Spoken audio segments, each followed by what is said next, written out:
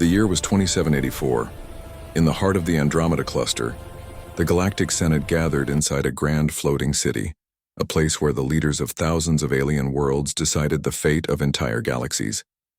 Today, their meeting was different. The topic was Earth. For years, humanity had stayed quiet, growing stronger in silence. They had rebuilt their world after the Dark Wars and sent explorers far beyond their home system.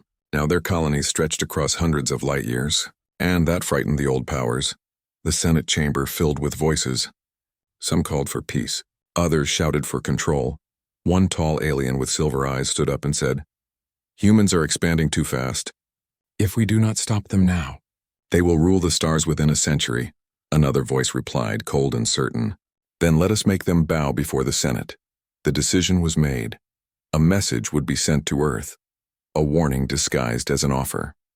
When the signal finally reached the solar system, the leaders of Earth gathered to listen. The words were clear. Submit your fleets to the Senate's command or face destruction. For a moment, silence filled the command room. Then Admiral Hayes, standing by the great viewing window of Earth's orbital station, smiled slightly. "Threaten humanity," he said quietly. "They have no idea what they've just done." Outside the window, the stars glimmered cold and distant. Somewhere beyond them, a storm was coming. And this time, it would not be humanity who bowed. The message from the Galactic Senate spread through human space like wildfire. Every government, every fleet commander, every colony leader read the same words: surrender or face destruction. For a few hours there was confusion. Some believed it was a mistake. Others thought it was a bluff, but Admiral Hayes knew better. He had seen how the galaxy treated weaker races. He had studied the history of the Senate's peacekeeping missions. They always ended the same way: obedience or extinction. Hayes stood inside the command hall of the Terran Defense Network, watching the message replay on a large holographic screen. The alien voice sounded calm, even polite, but the threat behind it was sharp as a blade. "Transmit a reply?" one officer asked nervously. Hayes shook his head. "No, Earth does not reply to threats." Instead, he gave a single quiet order. "Shut down every beacon. Cut every external signal. Go dark." Within minutes, every human ship disappeared from galactic scanners. Every relay satellite went silent. To the rest of the galaxy, it looked like Earth had simply vanished. Panic spread among the Senate members. "Did they surrender?"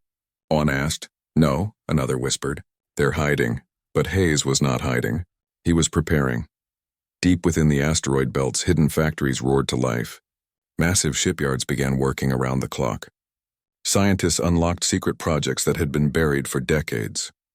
While the galaxy waited for Earth's answer, humanity was building one, not with words, but with power, and somewhere in the cold dark of space, a quiet promise echoed through the human fleet.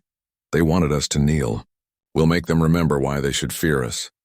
Weeks passed. Across the galaxy, the stars seemed quieter than usual. Trade routes that once buzzed with human freighters were now empty. Space stations once lit with life now drifted in silence. Humanity had gone completely dark. Inside the grand halls of the Galactic Senate, fear began to whisper between the walls. "What are they doing?" one alien asked. "Maybe they surrendered," said another. But deep inside, none of them believed it. The last reports from scout ships were confusing. They spoke of strange energy readings, massive power surges, and movements near old Terran colonies. Then, one by one, the scouts stopped sending updates. No explosions. No distress calls, just silence. The Senate ordered a fleet of reconnaissance ships to investigate. They entered human territory. Minutes later, every ship vanished from radar. In the command chamber, the Senate's Supreme Speaker stared at the data feed. How can a single species erase our ships without a trace? No one had an answer. Far from their reach, Admiral Hayes watched from a secure bunker beneath Mars. Holograms of alien fleets floated before him. "They're searching for us," he said calmly. A young officer replied, "Should we respond, sir?" Hayes smiled faintly. "Not yet. Let them wonder." In the darkness of space, something massive was forming. Shapes hidden behind sensor jammers, silent engines humming in the void. It wasn't just ships. It was a storm, forged by human hands, powered by centuries of survival and fury. The galaxy thought humanity had disappeared. But in truth, they were waiting, watching, ready to strike the moment the stars aligned. And when they did, the universe would never be the same again. The silence ended without warning. Across hundreds of alien worlds, deep space sensors suddenly began to scream with alerts. Massive energy signatures were appearing, not from known warp gates but from nowhere. In the Galactic Senate's main observatory, technicians shouted in panic. Unidentified warp rifts detected. Hundreds of them, forming around the capital system. The Supreme Speaker rose from his seat, disbelief in his eyes. Who dares breach Senate space? Then the view screens filled with light. From the tearing folds of space, black ships emerged, enormous, sleek, and silent. Their hulls were dark as night, covered in glowing blue patterns like veins of energy. No banners, no transmissions, only the symbol on their sides, a single white circle with a blue star inside. Humanity had returned. The alien fleets moved to intercept, their weapons charging. But before the first shot was fired, a calm human voice echoed across every communication channel in the system. This is Earth Command. You threaten humanity. You will now face the consequences. The message ended, and the Terran fleet began to move. Their formation was perfect, precise, disciplined, unstoppable. Energy beams cut through space, slicing alien ships in half before they could react. Senate defense grids overloaded and failed instantly. Entire planets went dark as the Terran signal jammed all frequencies. Inside the Senate chamber, chaos turned to terror. The speaker shouted, "They cannot have this power. They're only humans." But no one answered. Above their world, the human flagship TSS Leviathan opened its main cannon. In that moment, the galaxy realized a simple truth. Humanity had not vanished. Humanity had evolved.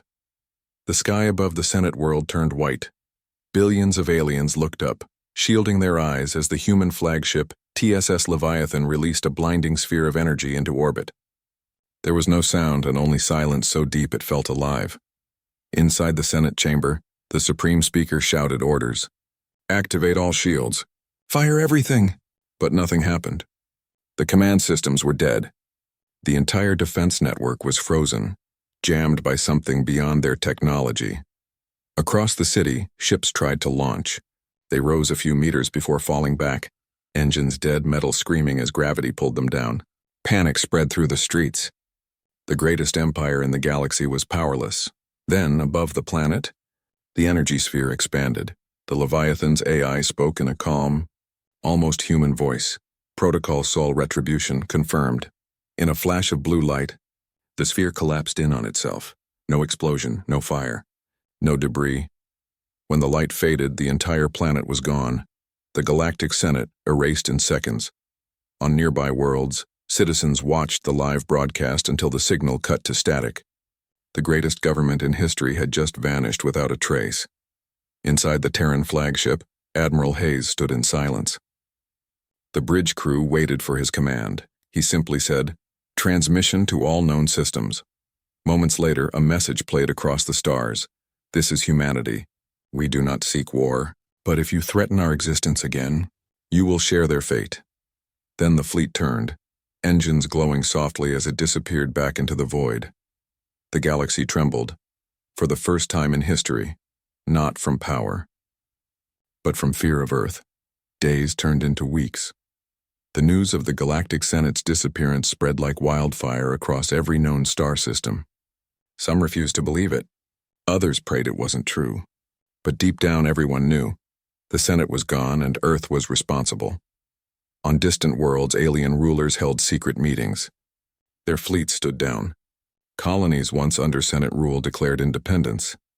And in every corner of the galaxy, one phrase began to echo like a legend. Do not cross the humans. No one dared to send a message to Earth. No one dared to even scan near human space. The silence of humanity became a wall of fear that no one wished to breach. Meanwhile, far from the stars of the Senate, deep beneath the red soil of Mars Command, Admiral Hayes stood before a massive viewing screen. Through the glass dome above him, the blue glow of Earth shimmered in the distance. A young officer approached. "Sir, the galaxy is in chaos. What are your orders now? Hayes didn't turn. His voice was calm, steady, and cold. No orders, just silence. Let them remember. He paused, his reflection in the glass surrounded by the endless black of space. Humanity doesn't start wars, he said quietly. We end them, outside. Fleets of Terran ships drifted silently across the void, watching, waiting. Guardians of a peace bought with power and pain, and somewhere, among the ruins of forgotten worlds, whispers began to spread, of a force that erased the mighty in moments, a species that rose from the ashes of their own world and stood unchallenged among the stars. Humanity had spoken once, and the galaxy would never forget.